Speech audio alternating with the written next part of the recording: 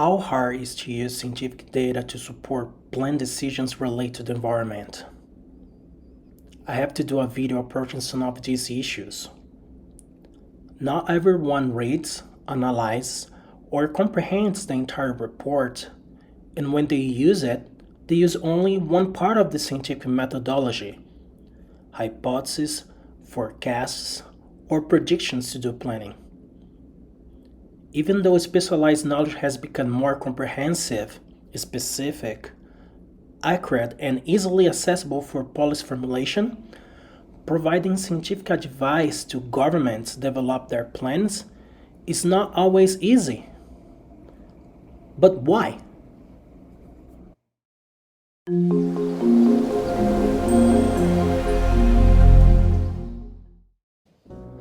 A good observation made by Martin Walks was: public officials who employ forecasts as the basis for actions rarely comprehend all of the mathematical procedures involved in the predictions. They are likely to be unfamiliar with data series employed and unaware of the technical assumptions hidden under the cloak of expert judgment. I would like to point here the ethical issue in planning practice when we have to do plans related to the environment. Our society today uses scientism as a justification. What that means? People need some kind of science to justify their actions. Then local, state, federal, international, and even supranational organizations often present reports to lawmakers, create new regulations, ordinances, and laws for our society.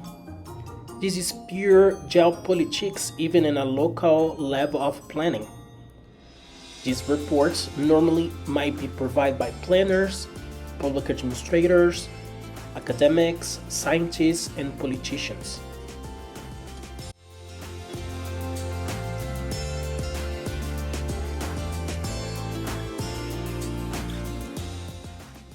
What is the problem? As not everyone knows the step of scientific methodology, it is easy to manipulate information. But let's remember quickly the steps of scientific methodology. First, make an observation. Then 2, check a problem. 3, propose some hypothesis. 4, test this hypothesis. 5, analyze the results.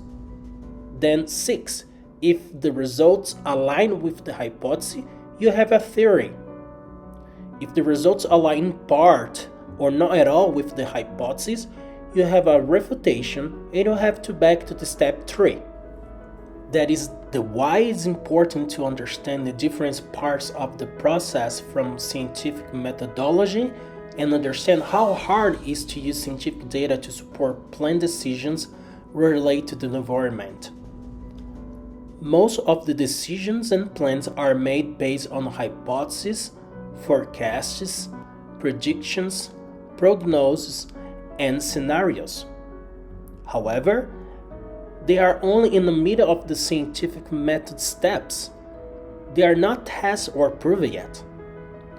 As observed by Rosenblum, environmental laws are often broad and vague. Last year, I was invited to conduct a research and publish in a book. We analyzed the Salt Lake City's climate plan called Climate Positive 2040 that was published in 2015. We used a synthetic policy comparison with the main international organization of climate change, IPCC, from United Nations. In the Salt Lake City's plan, people can find that since 2009, they are tracking the greenhouse gas every year.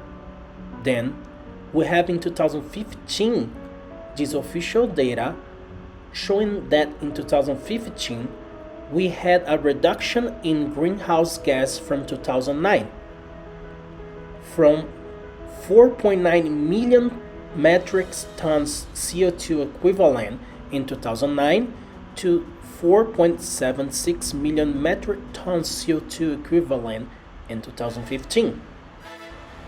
However, when people read the report from 2009 called Salt Lake City Community Carbon Footprint, the emission in 2009 was 4.75 million metric tons CO2 equivalent. In other words, there was actually an increased emission in manipulation of data information. In conclusion, we could see how hard it is to use scientific data to support plan decisions related to the environment because people normally use the middle part of the scientific methodology, hypotheses, predictions, scenarios, not theories. In addition, public officials rarely reads the entire reports or comprehends all the complexities of climatology field or even publish the whole information.